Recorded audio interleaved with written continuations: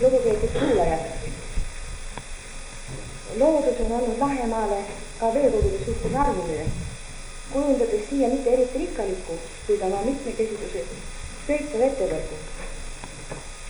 Abivalmis inimene on püüdnud tõsta veekogude arvukust ja suurendada maastiku maalilisust, luues juurde uusi ja renoveerides vanu veehoidlaid. Kisevete uus moodustab väga hulga arvestuste järgi Lahemaa territooriumist umbes 2%. Eesti järvelisuse protsendile jääb see alla, mida muidugi aitab tõsta suurte järvede olemasolu, kuid kogu maailma kontinentaalsete veevarudega võrreldes, mis on ühes artiklis 0,2%, võib Lahemaa muidugi veega vahul olla.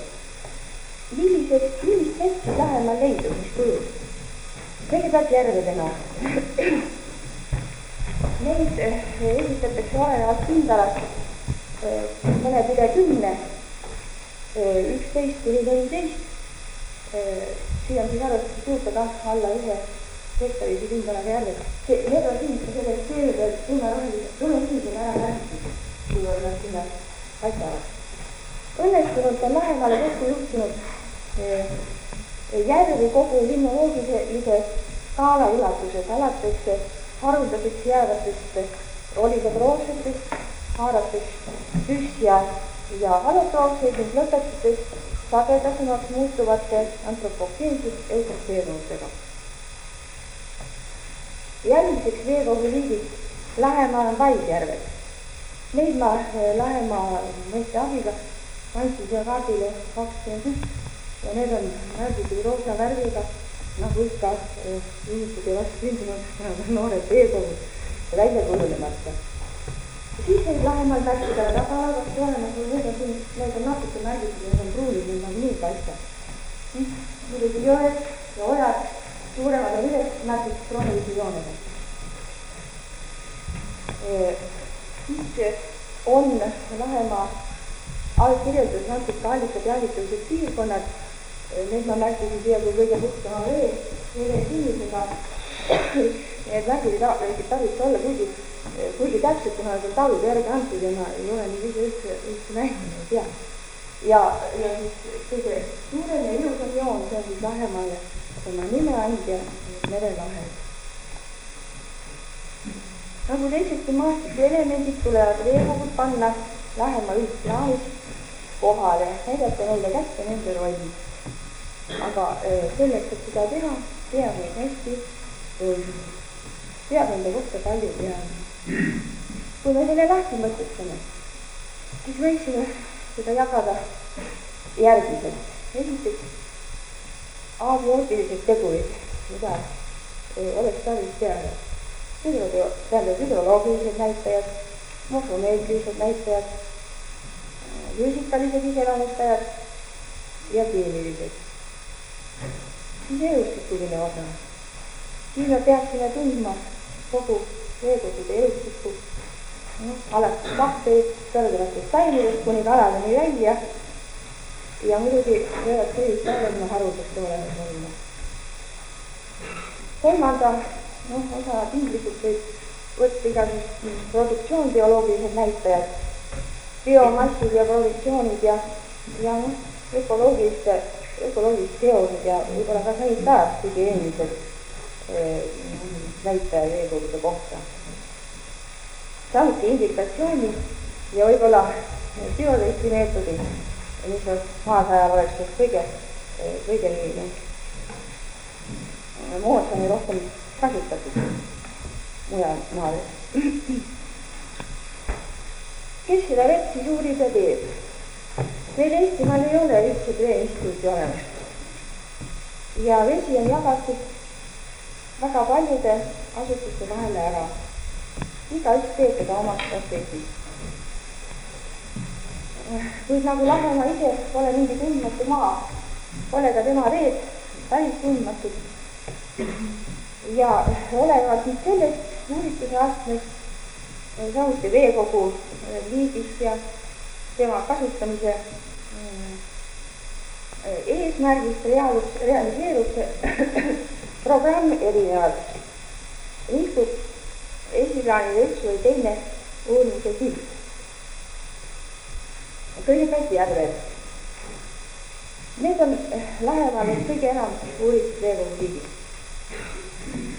Osade kohta on järve kogunikud andmed olemas, siis 2 järve on uuritud sesoonselt 71 aastast peale, need on liikmejärved.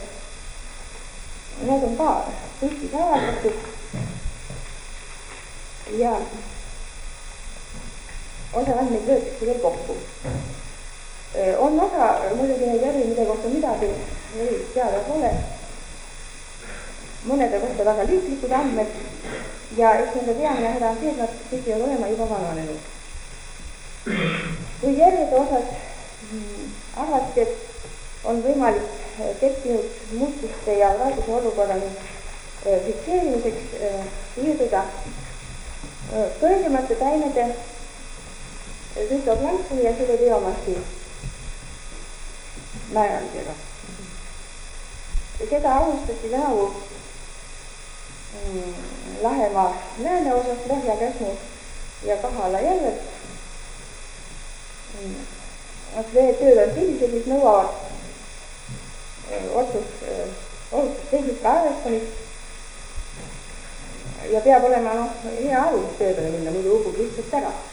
See oli head kaardid olemas. Seda teeb metsainstituut peamiselt oma jõududega. Nüüd paisjärved. Vastandina järvidele on need, mis kõige vähem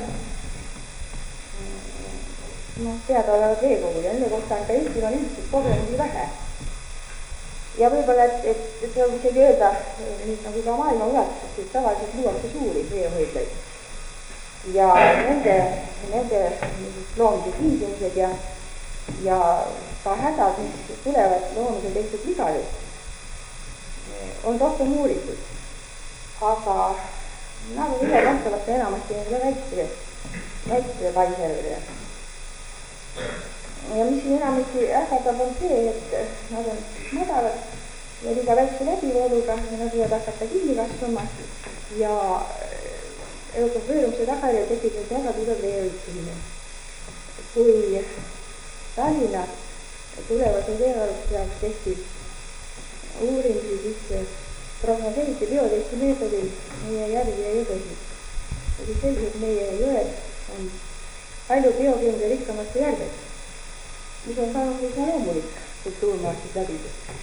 Kui need üles paisutada, anda neile parajalt sooja ja kandust, siis võib arvata, et nendes hakkab taime produktsioon väga selgesti tõusma. Nii et veed nende paisjärvede juures nagu nippuvad esiplaanile niisugused hüdroloogilised probleemid. Kuna bioloogiliselt on need veekogud enamasti kujunemisjärgus tasakaalustamata, siis jah, võib-olla ka algproduktsiooni küsimusel. Kuna paisjärvede loomine üldiselt on üsna kallis ettevõtte edasi ilmunud näemiste artiklis on see antud, et oli maksumuseks üsna lihtsalt 1000 rublad, siis peab muidugi neid ka väga korralikult pärast jälgima, et nad oleksid puhtad ja maastikuliselt nauditavad ilusad. Siis Lahemaal ei tule kindlasti arvesse nad kui mingisugust stiilimajandus, kalakasvatus seisukohad, vaid ikkagi peamiselt kui esteetiliselt vaatamisväärsused, kui võib öelda. Sellepärast, et kui neile teha nagu pool kalamajandust, siis nad kindlasti hakkavad tugevalt tõltsema, siin on ka niisugused ja siis on niisugune asi, et see Lahemaa reostab ise ennast ja lahti ka mingisuguse pärast läheb. Nii, nüüd jõed. Peale maalilisuse on Põhja-Eesti jõgedel väga suur tähtsus forelli, kude ja noorjätkude kasvukohane. Siis tuleb eriline nõue nende puhtusele ja veerikkusele. Samuti on Lahemaa jõgedest leitud ebapärlikad. Jõgede uurimisel on olemas praegu niisugune hea koostöö. TPI sanitaar-tehnika probleemlaboratoorium on hinnanud Tahke jõge vee kvaliteedi seisukohalt ja temalt loodame abil laiendatud kujul ka teiste hindamiseks. Siis teiseks Läänemere Kalamajandusliku instituudi osaline merebioloogia laboratoorium vana nimega. See on teinud paar aastat siin kalavarude ja liigilise koosseisu määramist ja jätkab seda ka edasi, nii et need mõlemad aspektid peavad saama hea läbitöötuse osaliseks. Jõgedel on teinud tööd ka Eesti Elementaarse ja Kliinilise Meditsiini Instituut, samuti